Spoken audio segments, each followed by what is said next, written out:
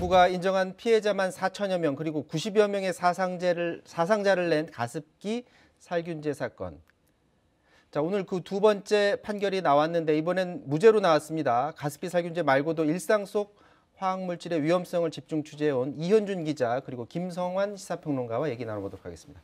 안녕하십니까? 네, 안녕하세요. 네, 안녕하세요. 자, 먼저 그 가습기 살균제 사건이 공론화된 게 2011년이죠. 그러니까 옥시는 이전에 이제 판결이 나왔었는데 네. 오늘은 이제 가습기 메이트 관련해서 판결이 나왔어요. 네, 그렇습니다. 제품을 좀 혼동하시면 안 되는데요. 옥시에서 만든 제품의 경우에는 2018년도에 대법원에서 징역 6년이 확정이 됐습니다. 이미 다 판결이 끝난 상황이고요. 이번에는 가습기 메이트라고 하는 제품을 생산한 SK케미칼하고 애경산업입니다. 유해성이 입증되지 않아서 처벌을 할 수 없다. 뭐 이렇게 지금 재판부가 판단을 한 겁니다. 그래서 1심에서는 무죄 선고를 지금 했습니다. 무죄 선고가 났으면은 그러면 결론적으로 혐의를 입증을 하지 못했다라는 거네, 검찰이 내놓은 거를. 그렇죠. 검찰이 입증 책임이 있기 때문에 검찰이 공소 사실로 입증을 제대로 하지 못했다 이렇게 봐야 될 것 같습니다. 이제 그 핵심에 있는 그 가습기 메이트를 생산하는 그 원재료가 과연 폐 질환과 천식을 일으킨다고 하는 그 인과관계가 명확하게 확인이 되지 않았다는 게 재판부의 판단인 겁니다. 자, 지금 유가족들 혹시 반응 들어온 게 있나요? 들어온 게 있나요? 자, 유가족들이 오늘 선고에 대한 입장을 내놨는데요. 잠깐 듣고서 말씀 나누도록 하겠습니다. 그리고 지금 피해자들이 겪고 계시는 고통, 의학적으로 충분히 검증하면 유죄 입증 충분히 가능했습니다. 피해자들이 이렇게 고통받고 계신데 아무것도 제대로 해결된 게 없습니다. 사법부에서조차 이런 식으로 기만적인 판결 내놓는다고 하면 피해자들 더 이상 갈 곳 없습니다.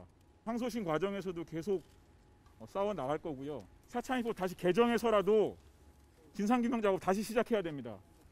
내 몸에서 일어나는 일, 그것이 다 증거인데 그 증거조차는 인정하지 못하는 사법부나 가해기업이나 정부나 다 받아들이지 못하고 용서할 수 없습니다. 우리 피해자들과 함께 힘껏 다시 싸워서 꼭 다시 해보겠습니다. 자, 앞서 이 사건과 관련해서 90여 명 사상자가 났다고 말씀드렸는데 90여 명이 아니라 900여 명이라고 하고요.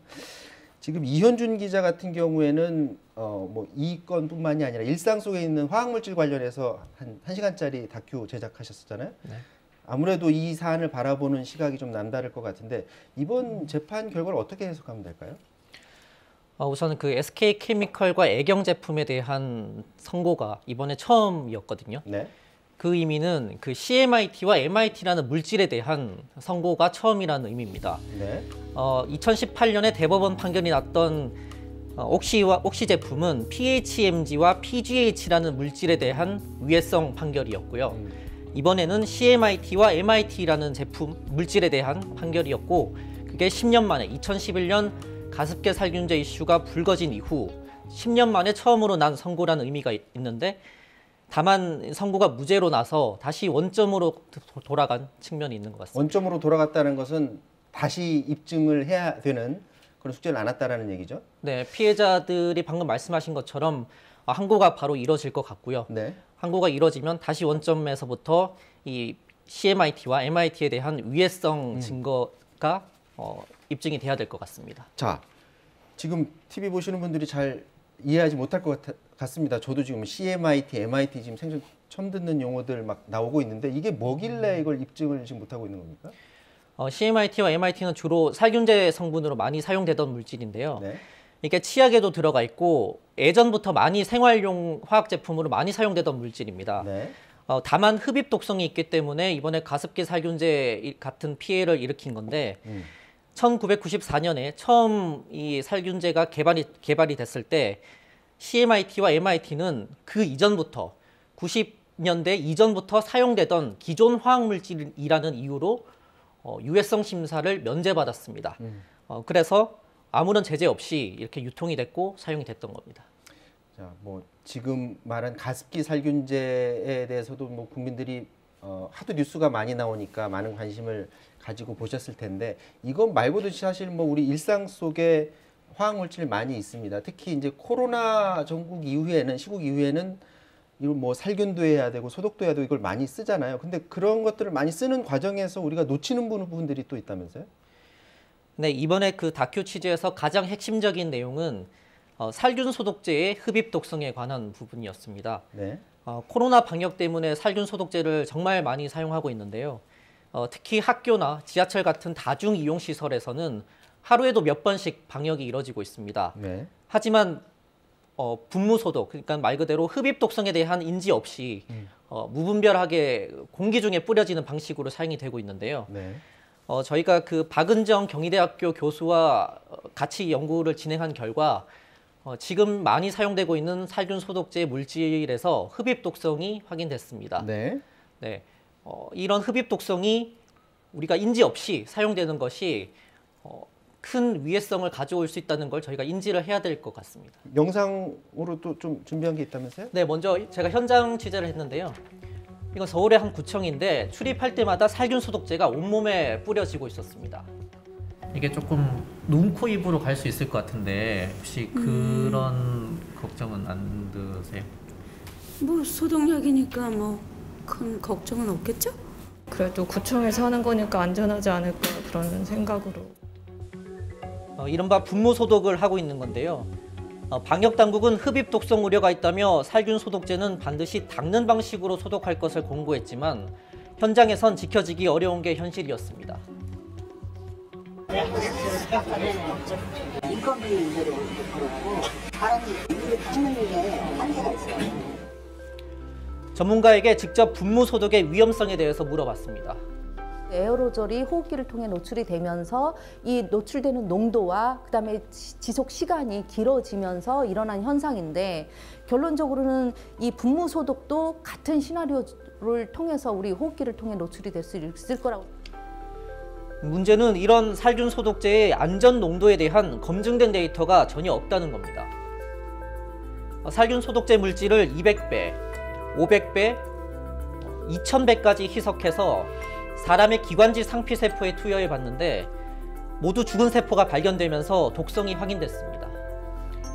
우리 주변에서 이제 청소하시는 분들이 이제 최근 들어서 이렇게 조그만 용기에 넣고서 이렇게 소독하는 모습 자주 보거든요. 이것도 그럼 그렇게 하면 안 되는 건가요? 네, 그렇습니다. 그리고 실제로 서울 25개 구청에 대해서 조사를 해봤는데요. 25개 가운데 분무 소독을 하는 곳이 22군데였습니다. 네. 이 가운데 4가 암모늄 계열, 그 흡입 독성이 확인된 물질을 사용하는 곳이 16곳이었고요. 네. 말 그대로 실제 현장에서 무분별하게 사용되고 있는 겁니다. 방역 당국도 여러 차례 경고를 했는데도 현실적인 이유로 지금 계속 분무 소독이 이뤄지고 있는 것으로 보입니다. 사실 뭐 저렇게 분무 소독하는 그 장소를 이렇게 지나쳐가는 경우도 있는데 사람들은 그걸 인지를 잘 못하잖아요. 그러면 저게 나한테 얼마나 유해할까 그걸 알 수가 없는 상황인데 그게 얼마나 축적되어 있는지 그걸 또 실험을 통해서도 확인을 할 수가 있었나요? 네, 정확하게는 살균 소독제 물질에 대한 실험은 아니었는데요. 네. 이제 그런 비슷한 방식의 화학 물질이 우리 몸 안에 축적이 돼서 어떤 위해를 가할 수 있는지에 대한 이제 실험이었고요. 네. 잔류성 유기오염 물질 팝스라는 물질에 대해서 실험을 해봤습니다. 네. 팝스는 한번 노출되면 우리 지방 조직에 쌓여서 쉽게 배출되지 않는 물질을 의미를 하는데요. 국회 환경노동위원회 의원 16명에게 제안서를 전달했고 그중 6명이 참여를 하기로 해서 진행했습니다. 지금 보시는 게 이제 그 결과표인데요. 임종성 의원이 가장 많이 검출이 됐는데 육류와 해산물 위주의 식습관이 주요 원인이었습니다.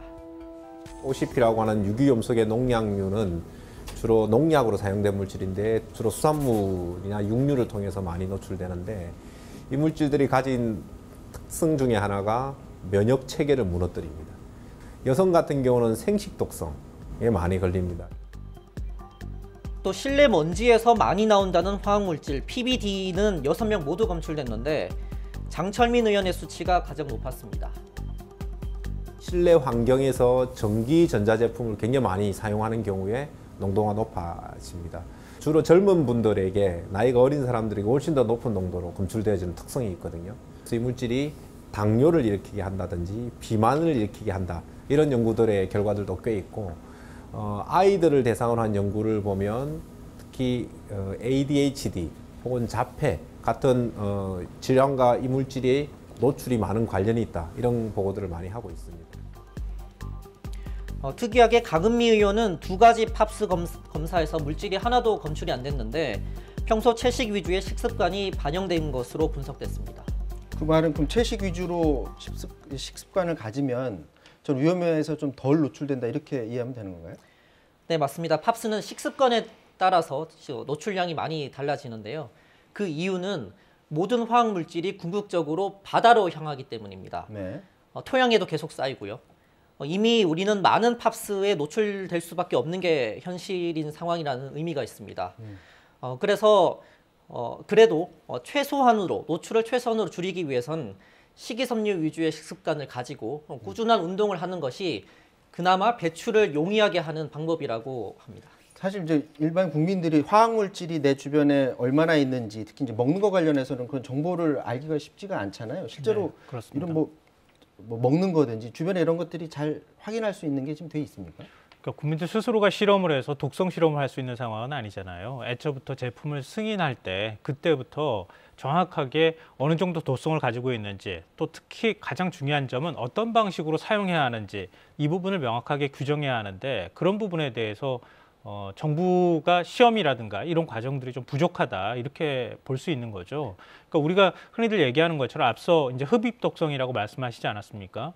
그러니까 집에서 쓰는 살균제들 굉장히 많잖아요. 화장실 청소할 때 쓰는 살균제들도 이렇게 있는데 대부분 희석해서 사용하는 거잖아요. 그렇죠. 근데 그것도 분무하면은 굉장히 위험하다고 얘기하거든요. 그러니까 어떻게 사용하는가가 굉장히 중요한데 그런 부분들에 대한 명확한 기준이 없이 무분별하게 사용되고 있다는 겁니다. 자, 그렇다면 정부 입장에서 봤을 때 정부는 지금 대응을 잘 하고 있나요? 어떻습니까? 가습기 살균제 사태 이후로 2015년에 화학물질 관리법, 화학물질 평가법이 생기면서 화학물질 관리가 강화가 되고 있는 건 맞습니다. 물론 경제계에서는 그것도 심하다는 이제 주장을 하면서 반대가 심한 상태였는데요. 그러던 중에 2019년에 일본 수출 규제 사태가 터졌고 지난해엔 코로나19 사태로 경제 타격을 입자 이제 신규 화학물질 338개 품목에 대해서 정부가 규제를 완화해 줬습니다. 네. 특히 유해성 시험 자료 같은 걸 생략해주는 내용이 포함됐는데요. 더 큰 문제는 이게 338개 품목이 비공개라는 사실입니다.